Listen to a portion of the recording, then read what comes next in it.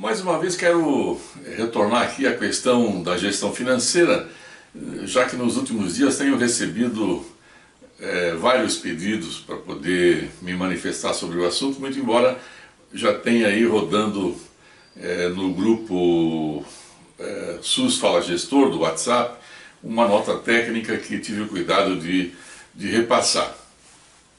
Mas a questão financeira é a seguinte: a gente sabe que o ACIT já determinou aí uma força-tarefa para discutir a nova portaria que substitui a 204, isso ainda não avançou. As dificuldades são muitas porque tem muito palpiteiro de última hora, né? E eu tenho uma tese em relação a esse assunto. Para o gestor municipal, o que interessa é liberdade e autonomia para decisão. Vocês lembram que em 2015, se eu não estiver enganado, tínhamos uma portaria 1073 que admitia a reprogramação e remanejamento dos recursos entre blocos. Algumas restrições excessivas naquela portaria, mas ainda assim foi possível com ela se utilizar de muito dinheiro que tínhamos represados nos fundos municipais de saúde.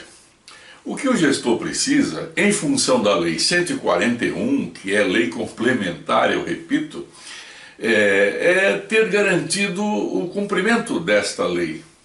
Não é? Unificação dos blocos, transferência de recursos para custeio e para investimento, para capital. Então não há muito o que se discutir.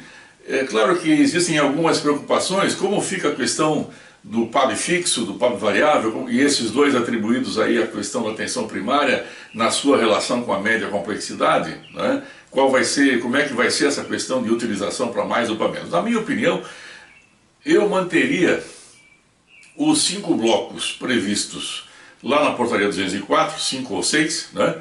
E permitiria, como a própria lei já permite, que houvesse remanejamento e reprogramação entre eles, cumprida a função de cada um.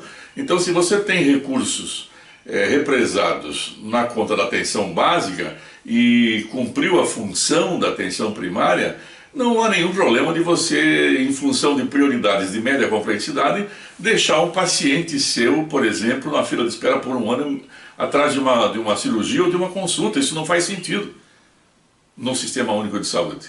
Eu ter recurso e não fazer porque isso aqui é atenção primária e esse paciente está com problema de média. Isso não existe. A integralidade é a integralidade no SUS. Então essa é a primeira questão. Na minha opinião, nós deveríamos manter lá os 5 blocos com liberdade de remanejamento de recursos, e é isso que todo secretário quer, para efeitos de um melhor controle. A Lei 141, eu só quero repetir isso para alguns secretários, é lei complementar. Então eu escutei esses dias alguém me dizer: mas o Tribunal de Contas não pode se sobrepor a uma lei federal. Todos os municípios que sofreram algum tipo de penalização porque o recurso foi utilizado nos termos do artigo 3º e 4º desta lei, ganharam na justiça o seu direito de manutenção da regra, porque é lei federal. Mas os tribunais de contas já estão ajustados à lei 141. Agora, uma segunda questão que é importante é o seguinte: aí no seu município, de fato, você é o gestor dos recursos, do orçamento e dos recursos, como manda a lei 141? Porque se você não é o gestor dos recursos, temos aí um primeiro problema para resolver. Qualquer outra discussão é bobagem, porque sem autonomia você vira apenas um encaminhador de demandas e despesas, que você vai mandar para a Fazenda ou para Finanças, e ele decide se paga ou não, ou quanto paga, se tudo ou um pouco, né? Então a primeira questão é a governança que você precisa resgatar para a sua função. O secretário de Saúde é gestor do Fundo Municipal de Saúde do ponto de vista orçamentário e financeiro. Segundo, estabelecida essa questão, o melhor caminho é você sentar com o prefeito, que em última instância é o gestor desse recurso, você é por delegação, naturalmente, e pactuar com ele qual é o índice que você vai aplicar para um determinado exercício. Nós estamos indo para 2018. Não é? Então senta com o prefeito e define qual vai ser o índice que iremos aplicar em 2018. Você tem que fazer uma conta, obviamente, uma proposta, né? Olha o seu histórico médio de aplicação. Na média, no Brasil, temos aí municípios com 20%, mais ou menos, um ou outro com 24%, 25%, né? Mas na média geral, 20%, um pouco mais, um pouco menos. Você faça essa pactuação com o teu prefeito e aí você pode fazer uma programação. A pactuação tem que estar em cima das receitas próprias, porque uma coisa que você não pode abrir mão é os recursos transferidos do governo federal e do governo estadual.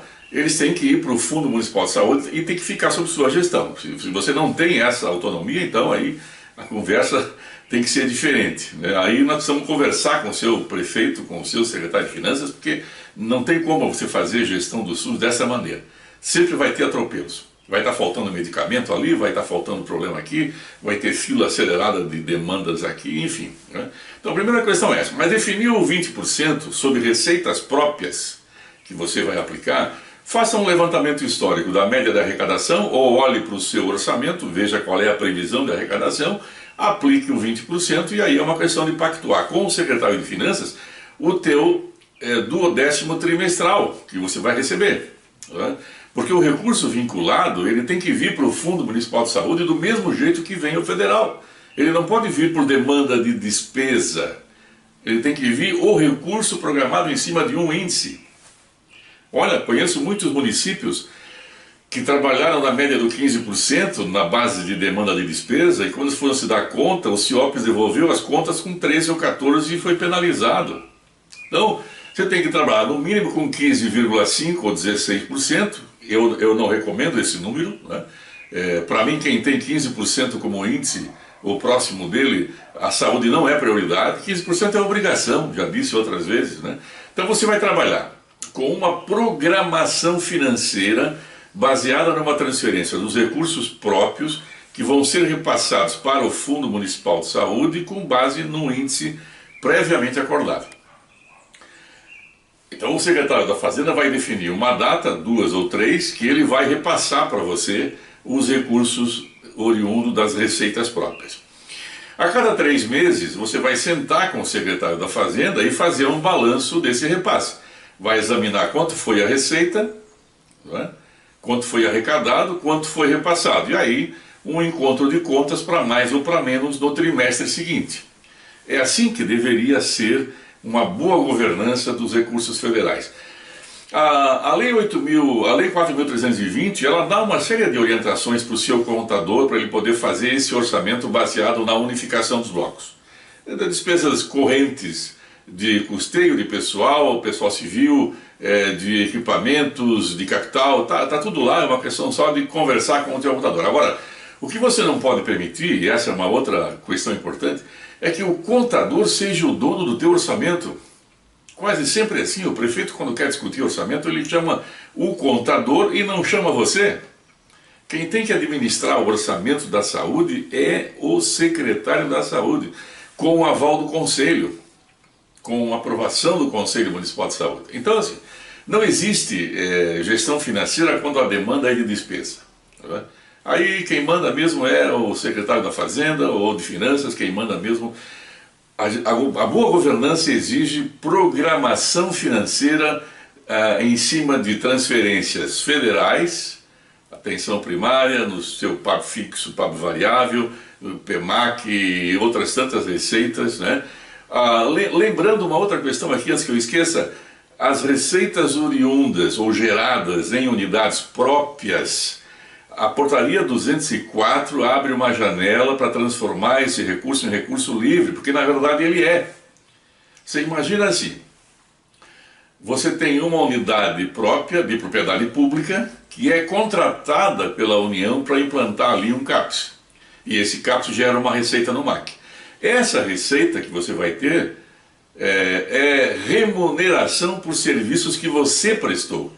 Portanto, é um recurso do município que você pode utilizar, logicamente, primeiro cumprir a função do CAPS, não tenha dúvida disso, mas toda a sobra de recurso aqui eu posso me utilizar na atenção primária, por exemplo, eu posso me utilizar para outras ações nos termos do que está disposto, e você deveria dar uma boa lida nos artigos 3º da Lei 141, que estabelece a relação do tipo de despesa que pode ser praticada, e no artigo 4º, que estabelece as receitas que não podem ser praticadas. Não esqueça de se inscrever aqui no canal, nos ajuda a manter ele no ar, deixa aí o seu like, né? Deixa aí o seu gostei, não gostei, e se tiver alguma outra dúvida, manda um e-mail aí pra gente, peça a sua inclusão lá no grupo do SUS Fala Gestor, que nós teremos imenso prazer em incluí-lo, e você poderá debater vários temas do SUS com pessoas do Brasil inteiro que já estão lá participando. Tá certo? Um grande abraço, até a próxima.